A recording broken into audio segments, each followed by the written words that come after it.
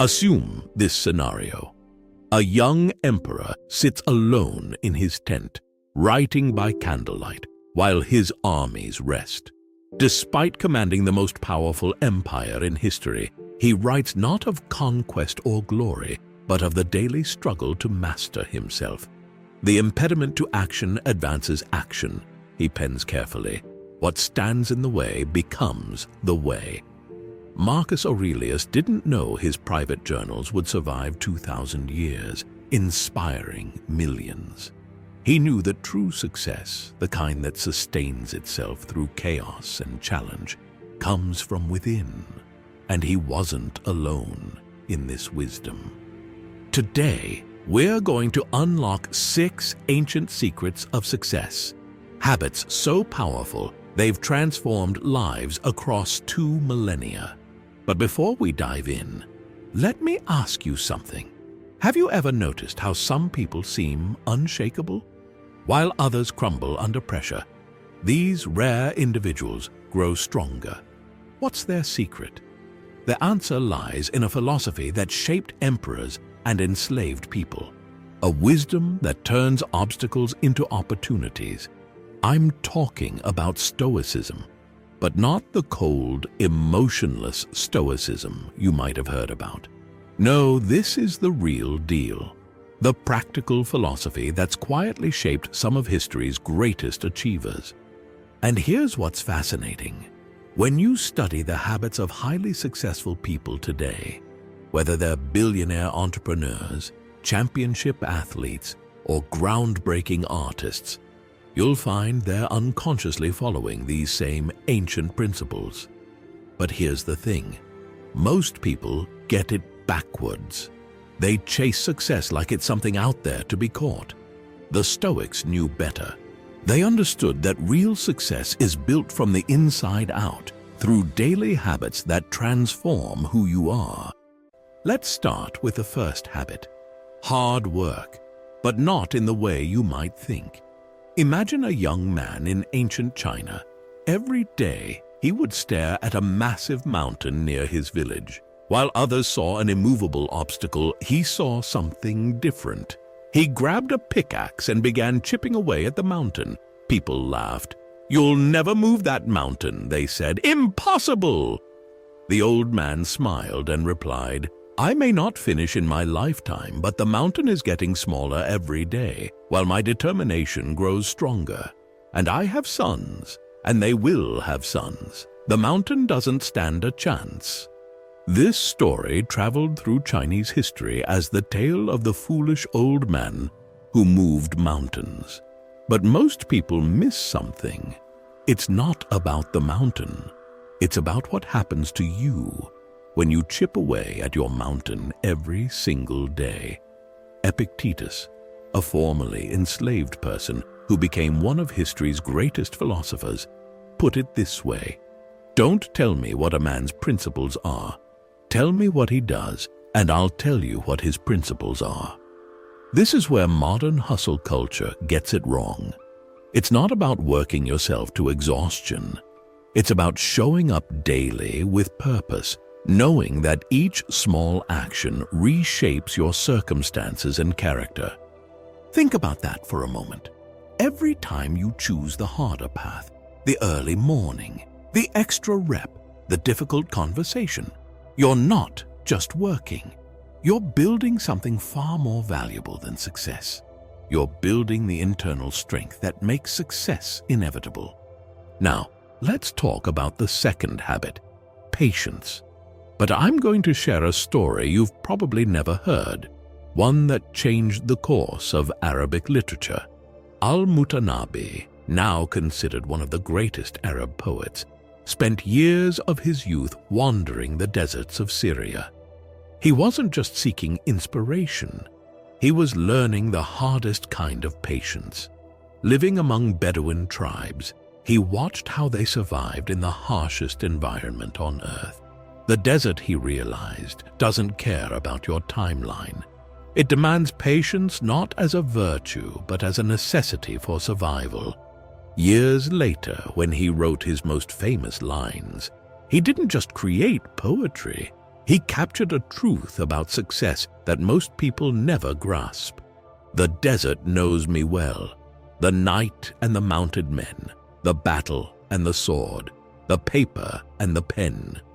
What was he really saying? That mastery, true lasting success, requires you to embrace the waiting, the learning, and the seemingly endless preparation. Just like the desert tribes knew that rushing across the dunes would only exhaust their camels, you must understand that rushing towards success often takes you further from it. Seneca, the great Stoic philosopher, wrote letters that would influence generations. In one, he observed, "No good thing renders its possessor happy unless they're prepared to lose it." Think about that. Real success, the kind that doesn't leave you constantly afraid of losing it, requires the patience to build foundations that can't be shaken. Look at any overnight success story, dig deeper, and you'll find years of patient preparation. The entrepreneur who seemed to come out of nowhere. They spent 5 years testing and failing. The artist who suddenly made it. They were practicing their craft while everyone else was sleeping. But here's the key that most people miss. Patience isn't passive. It's not about sitting around waiting for success. It's about finding joy in the process of becoming. It's about understanding that every skill you're mastering, every relationship you're building, and every small win you're accumulating are all coming together to create something greater than you can imagine. The Stoics had a powerful visualization exercise for this. They would imagine time as a river, constantly flowing. You can't grab the water and make it move faster, but you can build stronger vessels to navigate it, better tools to use it, and a deeper understanding to work with it rather than against it.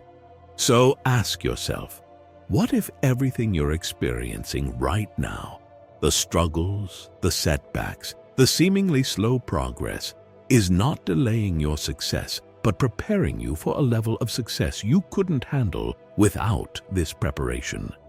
Remember, the same heat that melts butter hardens steel. Your challenges aren't your enemies. They're the tools forging you into someone capable of sustaining success when it comes.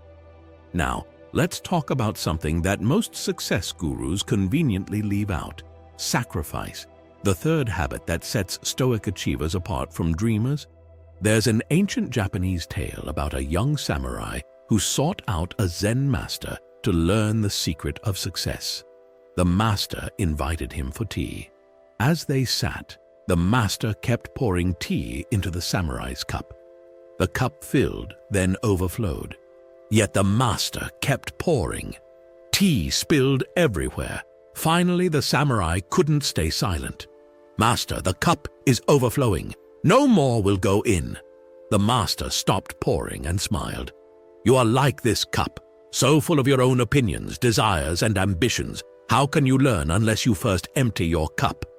This story isn't just about learning. It's about the fundamental truth of sacrifice that every truly successful person discovers. To gain something new, you must first create space by letting go of something else. Epictetus captured this perfectly when he said, "If you want to improve, be content to be thought foolish and stupid." Think about that for a moment. Are you willing to look foolish while learning? To give up your comfort zone? To sacrifice your current identity for the person you could become? But here's where most people get sacrifice wrong. They think it's about giving up things they love. That's not it at all. True sacrifice is about loving something else more. It's about having such a clear vision of what you want to become that letting go of lesser things feels natural. Let me share a story from ancient Africa that captures this perfectly. In Mali, a king named Mansa Musa lived and became the wealthiest person in human history. But before he was king, he was a student of wisdom. His teachers told him a truth that shaped his life. A bird that wants to fly high must first let go of the branch. Think about that. The branch isn't bad. In fact, it's comfortable and safe. But if you never let go of it, you'll never know how high you can soar. Modern research actually backs this up. Studies show that our brains are wired to hold on to what we have. It's called the endowment effect. We value things more simply because they're ours. This made sense for survival in ancient times, but today, this instinct often holds us back from greater achievements. The Stoics understood this at a deep level. Marcus Aurelius wrote in his journal, "Get rid of the judgment. Get rid of the I am hurt. You get rid of the hurt itself." He was talking about emotional sacrifice, letting go of the stories we tell ourselves that keep us small. But let's get practical. What does this mean for you right now? It means that success requires clarity about what you're willing to give up. It could be the comfort of sleeping in. It could be the safety of a job you've outgrown. It could be the identity of being the person who never fails because they never honestly try. Here's a powerful question the Stoics would ask. What are you holding on to that's holding you back? Now let's connect this to our fourth habit, consistency, because sacrifice without consistency is just a temporary change. But when you combine them, that's when magic happens. There's a fascinating story from ancient China about how bamboo grows. For the first 4 years after planting, nothing appears above ground. Nothing. The farmer must consistently water and tend to apparently empty soil. The bamboo was building an elaborate root system underground during those 4 years. Then, in the 5th year, the bamboo suddenly shoots up 90 feet in just 6 weeks. The question is, did the bamboo grow 90 feet in 6 weeks, or did it grow 90 feet in 5 years? This is where most people's understanding of consistency fails them. They see the shot rising 90 feet and think, what a miracle. They don't see the 4 years of consistent, invisible growth happening beneath the surface. Zeno, the founder of Stoicism, taught this principle through an unexpected metaphor. He said that philosophy, and by extension, any pursuit of excellence, should be like a fertile field, not a garden of pretty flowers, but a field that produces consistent, reliable nourishment. But here's what's fascinating. Modern neuroscience has proven that consistency literally reshapes your brain. Every time you repeat an action, you strengthen neural pathways. This process, called myelination, is like paving a dirt road in your mind. The more you use it, the smoother and faster the road becomes. The Stoics didn't know about neuroscience but understood this truth through observation. Musonius Rufus, known as the Roman Socrates, said, "Habit is strengthened by practice, and more practice makes it stronger still." He taught that excellence isn't an act, but a habit formed through countless repetitions. Let me share a powerful story about consistency from the Native American tradition. An elder tells his grandson about 2 wolves fighting inside every person. One wolf represents fear, anger, and self-doubt. The other represents courage, kindness, and perseverance. The grandson asks, which wolf wins? The elder replies, the one you feed consistently. This brings us to a crucial point about consistency that most people miss. It's not about perfection. It's about being persistent. The Stoics had a practice called returning to the path. They knew they would sometimes stray from their principles. The key wasn't to never fall, but to always get back up. Think about water flowing down a mountain. It doesn't move in a straight line. It adapts. It flows around obstacles and never stops moving toward its destination. That's true consistency. Epictetus put it beautifully. Don't seek for everything to happen as you wish it would, but rather wish that everything happens as it actually will. Then your life will flow well.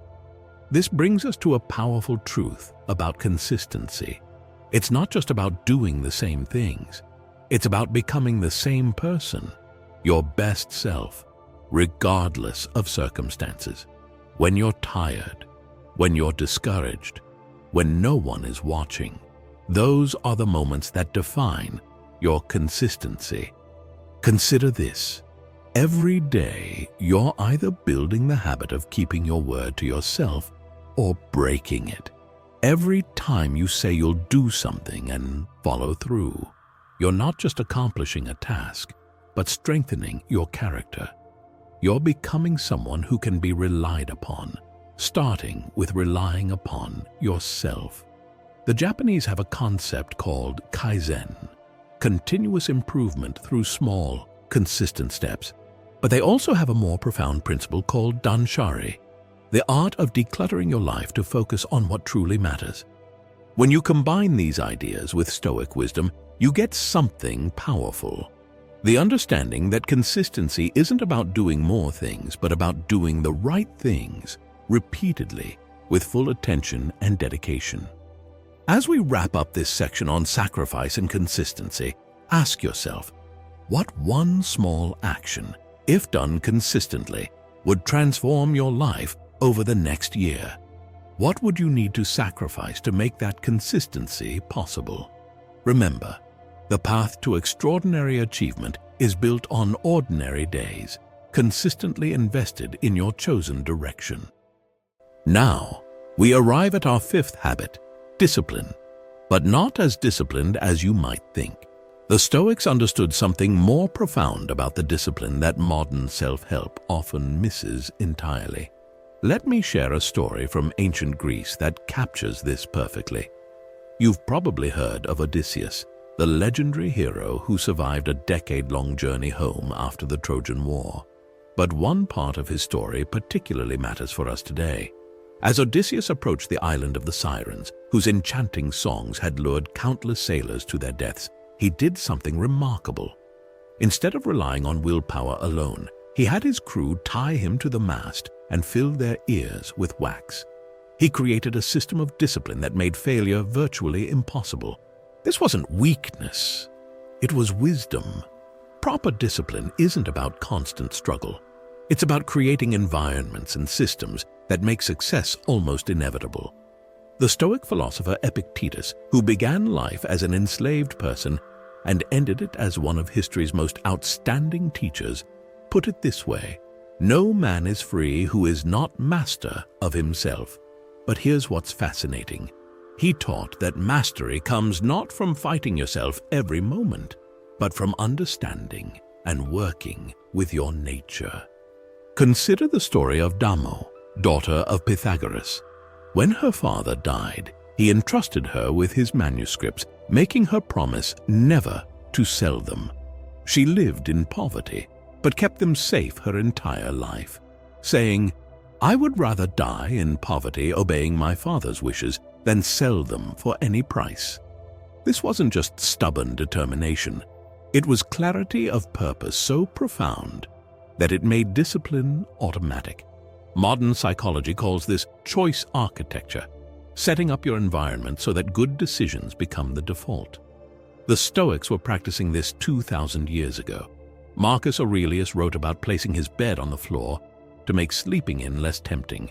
He wasn't fighting his desire for comfort. He was removing the option entirely. But here's where most people get discipline wrong. They think it's about restriction, about saying no. Real discipline is about saying yes to something bigger. It's about having a vision so compelling that it pulls you forward instead of you having to push yourself. There's an ancient Chinese story about the archer Yi, who spent years practicing his art. One day, someone asked him, "What if you miss the target?" Yi replied, "A master archer is not concerned with hitting the target. He is concerned with perfecting his form. Perfect the form, and hitting the target becomes natural." This is true discipline, not the forced march of willpower, but the natural flow of dedicated practice. When you understand this, discipline stops being a punishment and becomes liberation. But there's something else the Stoics understood about discipline that's crucial for success. It's not just about controlling actions. It's about controlling reactions. Epictetus taught, it's not what happens to you, but how you react to it that matters. This is the discipline of the mind, and it's far more powerful than mere physical discipline. Which brings us to our final habit, self-confidence. But not the shallow self-confidence of modern social media. We're talking about something much deeper, what the Stoics called self-sufficiency, the unshakable knowledge of your worth and capabilities. Let me tell you about Zainab al-Ghazali, a 20th century Egyptian activist who spent years in prison for her beliefs. In her darkest moments, she recalled the story of Prophet Yusuf, who said, even in prison, "My Lord has made it good for me." This wasn't blind optimism. It was profound self-confidence based on the understanding that external circumstances don't define your worth or limit your potential. The Stoics would have recognized this truth. Seneca wrote, "He suffers more than necessary who suffers before it is necessary." Real self-confidence isn't about thinking you'll always succeed. It's about knowing you'll be okay, even if you fail. Think about that for a moment. Most people's confidence is built on their successes. But true, lasting confidence comes from facing your failures and realizing they didn't destroy you. Each time you fall and get back up, you're not just returning to your previous state, but building a more resilient confidence. There's a powerful Japanese concept called kintsugi, the art of repairing broken pottery with gold.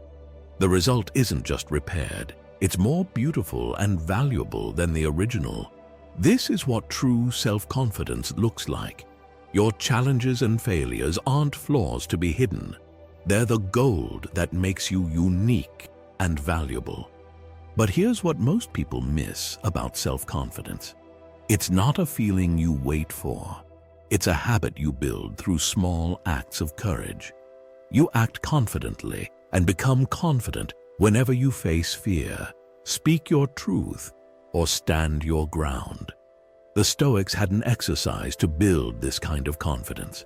They would regularly practice poverty, voluntarily going without comforts they could afford. Why? Because once you know you can handle the worst, you stop fearing it. Your confidence becomes unshakable because it's based on experience, not hope. Now, we can see something remarkable as we bring all 6 habits together. Hard work, patience, sacrifice, consistency, discipline, and self-confidence. They're not separate traits, but different facets of the same diamond. Each one strengthens and supports the others. Think about it. Hard work builds confidence. Patience makes consistency possible. Sacrifice strengthens discipline. They work together to create something greater than the sum of their parts. Remember the story we started with? Marcus Aurelius, writing by candlelight? He wasn't just practicing one habit. He was embodying all 6. The hard work of self-reflection, the patience to build wisdom day by day, the sacrifice of comfort for growth, the consistency of daily practice, the discipline to face hard truths, and the self-confidence to know that his efforts mattered, even if no one else ever saw them. So here's your challenge.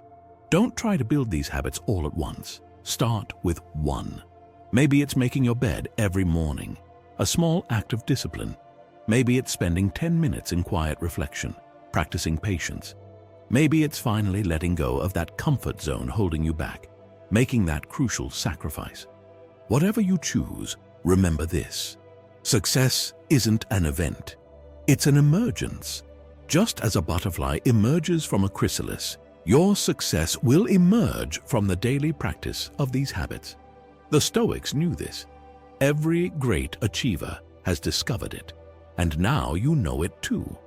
The question isn't whether these habits work. 2,000 years of history prove they do. The question is, will you have the courage to begin? Will you trust the wisdom of the ages and start building these habits in your own life? The journey of 1,000 miles begins with a single step. Your step begins now. Choose one habit. Start small. Stay consistent. And watch as ancient wisdom transforms your modern life. Remember, the Stoics weren't trying to be extraordinary. They were trying to live in alignment with nature and truth. And in doing so, they became unforgettable. You can do the same. The path is clear. The wisdom is tested. The only question is, are you ready to begin? Let me leave you with one final story, a modern legend that perfectly embodies these 6 Stoic habits. It's about a skinny boy from Madeira, a poor island off Portugal, who was once told he was too small ever to make it in football. Cristiano Ronaldo's story isn't just about football. It's about the relentless application of every principle we've discussed today. Young Ronaldo would sneak out at night with a ball when other kids were sleeping. He'd tie weights to his feet and practice dribbling alone in the dark. That's not just hard work, the kind of sacrifice separating dreamers from achievers. But here's what most people don't know about Ronaldo's journey.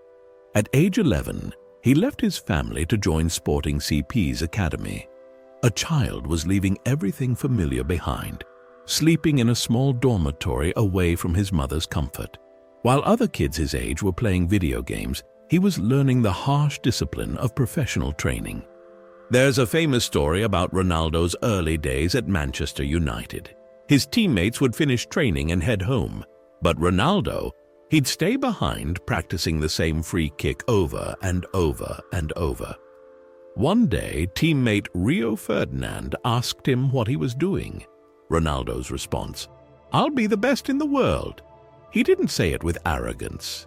He said it with the quiet confidence of someone who understood the power of consistency. The patience part of his journey? Consider this. Ronaldo spent years transforming his game before becoming the goal-scoring machine we know today. He didn't just practice. He systematically rebuilt himself. He changed his running style to prevent knee injuries. He revolutionized his free kick technique 3 separate times. He completely transformed his body through disciplined nutrition and training. But here's what makes Ronaldo's story so powerful for us today. Even at the height of his success, when he had won everything possible, his habits didn't change. His former teammate, Patrice Evra, tells a story about visiting Ronaldo's house for lunch. After a simple, nutrition-focused meal, Ronaldo suggested they play a 2-touch football game in his garden. Then, he wanted to do pool exercises. Then, he challenged Evra to a sprint. This wasn't a young player trying to prove himself. This was someone who had already won multiple Ballon d'Ors and was already considered one of the greatest of all time. Yet his commitment to these habits remained unshakable. Even more telling is how Ronaldo handled setbacks. When critics said he was finished, when injuries threatened his career, when personal challenges rocked his world, he responded not with words, but with work, with patience, with discipline. Each setback just became another weight in his training, making him stronger. Today, at an age when most footballers have long retired, Ronaldo continues to break records and defy expectations. Why? Because these habits we've discussed are not just things he does, they're who he is. And that's the ultimate lesson from all our Stoic wisdom today. Success isn't about what you do occasionally, it's about who you become consistently. Ronaldo didn't become extraordinary by doing extraordinary things once in a while. He became extraordinary by doing ordinary things with extraordinary consistency and dedication. So as you leave here today, ask yourself, what's your equivalent of Ronaldo's late-night training sessions? What's the dream you're willing to sacrifice for? What habit are you ready to build, not just for a day or a week, but as a fundamental part of who you are? Remember, Greatness isn't reserved for those born with special talents. It's available to anyone willing to embrace these 6 habits with the same dedication as a young boy from Madeira who dared to dream big. The path is clear. The blueprint is proven. Whether your goal is in sports, business, art, or any other field, these 6 Stoic habits remain the same. Hard work, patience, sacrifice, consistency, discipline, self-confidence, not as concepts to admire, but as daily practices to live by. Your journey begins now. And remember, as Ronaldo himself often says, your love makes you strong, but your dedication makes you unstoppable. The choice, as always, is yours. Will you have the courage to begin?